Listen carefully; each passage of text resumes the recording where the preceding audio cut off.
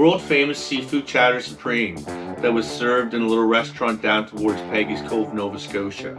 It was called the Gingerbread House.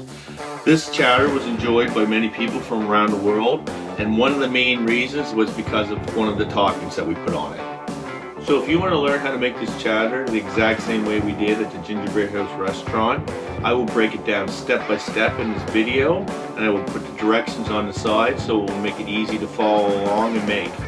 So I'm going to give you a quick demonstration on the size that I cut the carrots and the potatoes.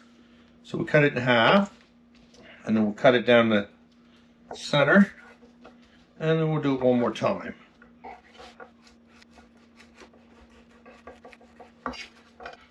So there's the size you roughly want them.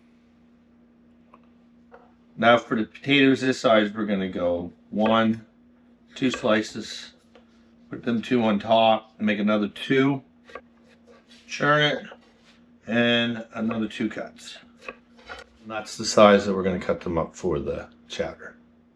So I steamed the mussels for the chowder, and I do have a video that I will put up in the corner. But if you do watch the video, only add the water and steam them for 2 minutes less, because you want the mussels cooked less, because when you put them into the chowder they're gonna cook more, and you don't want them overcooked because seafood is ruined when it's overcooked. So what we're gonna do with the mussels now is they were steamed for about 4 minutes, and I'm gonna save the juice to add to the chowder. So I simply have a bowl and a strainer. I'm going to pour the mussels into that.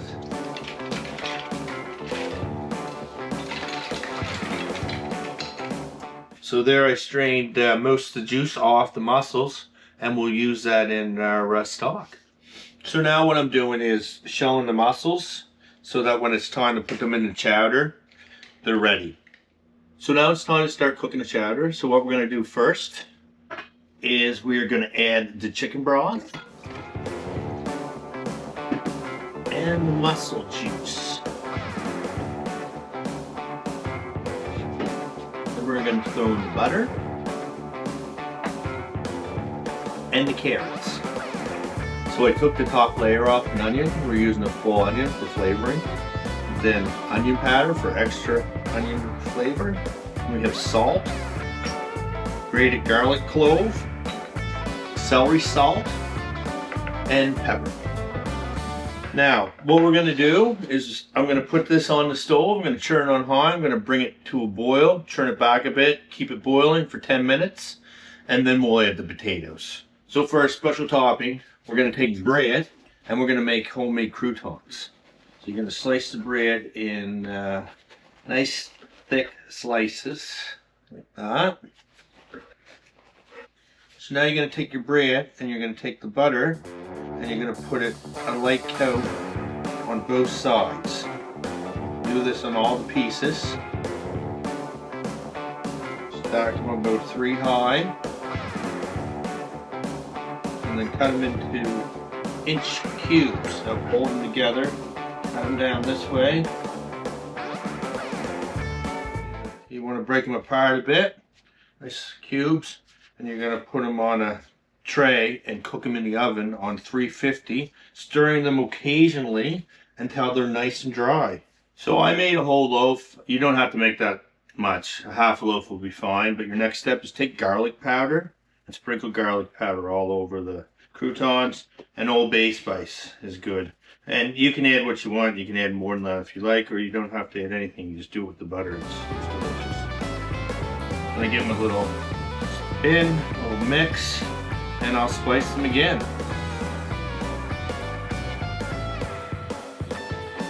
Alright, they're ready to go in the oven. 350. Carrots have been boiling for 10 minutes. The reason I boil these first for 10 minutes is because these take longer to do than the potatoes. Now it's time to add the potatoes, and we're going to cook these for 10 more minutes, and that will have them done enough that we can add the seafood. Now while I'm adding the potatoes to the mixture, I had a fact that I read that if anybody knows anything more about it or anything better, please let me know in a comment. But I read that either a French or an English Nova Scotian back in the day were the first to introduce clam chowder to New England. So, interesting fact. If anybody knows more about it, leave some info in the comments. But for now, we get the potatoes in there, and we're going to put this back on the stove for another 10 minutes. So the potatoes and carrots are done almost enough that we can add the seafood. And like I said before, we don't want to cook the seafood very much, only for a few minutes, maybe 5. That way it doesn't get overcooked in taste. But what you're going to do is have everything ready. Everything raw as possible, but we had to cook the mussels to get them out of the shells. These are raw shrimp. I peeled them, have them ready to go. And the lobster's cooked, but we're not going to put the lobster in. We're going to put that on top of the bowl at the very end. Then I have the scallops. And what you want to do is these little white things are called nibs. You want to remove them before you put them in the chowder. So I'll go through and do that.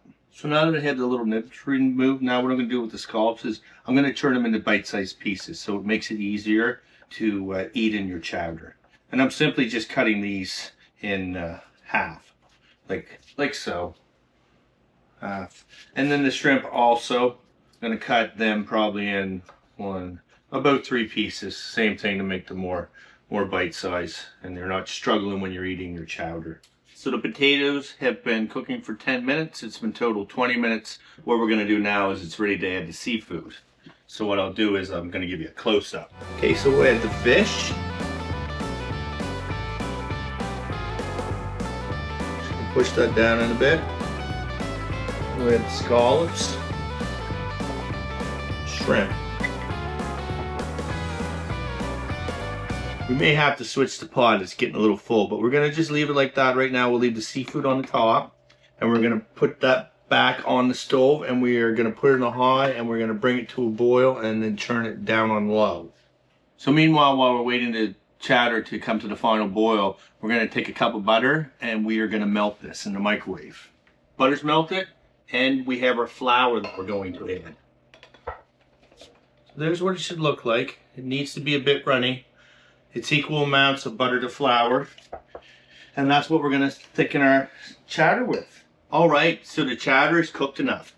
All that's left to do is we're going to take the onion out that we previously put in. Then we're going to add the mussels that were previously cooked, and just some of the lobster, because we're going to save most of the lobster for plating it and putting it on top, making it look good. And so I'm just going to mix that up a little bit. So now to put the cream in, but I just wanted to say that when they first started making chowder, they used tomatoes and not cream or milk. Don't think I'd like that, but if anybody knows anything about it or has a comment, leave it below in the comment section. So let's add the cream, and we'll pour this all in, and then what we're going to do is mix it, and we're going to put it back on the stove on low, and we're going to thicken it with our butter and flour mixture. So what I did is I added the full mixture of butter and flour, and I'm going to keep this on a medium heat until it gets to the thickness that I like. Make sure you take a whisk after you add it and while you're adding it, and mix it.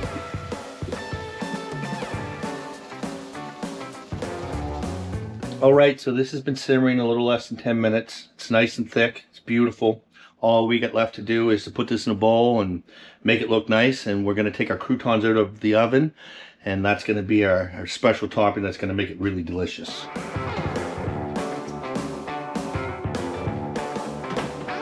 So we're ready to plate this, but first, if you want more great seafood recipes, hit the subscribe. And I also have another seafood chowder recipe, a regular Nova Scotia famous one, that you might want to check out. I'll put on the end screen. So this looks really nice. So we're gonna get this in a bowl. Nice big bowl full. Take a couple pieces of shrimp, set them on there. Take some lobster and sprinkle it. And what we're gonna do is take a bit of parsley for looks, pepper ground, and then last but not least, the croutons. Okay, so there you have your seafood chowder supreme. Looks pretty good. So let's give it a try. It's so creamy and delicious, and the croutons are buttery and they go so well with this. Warm. the creaminess and the crunch. Oh my God, it's so rich and beautiful. Try it out, enjoy it. I love it. Hit subscribe. Have a good day. Thanks for watching.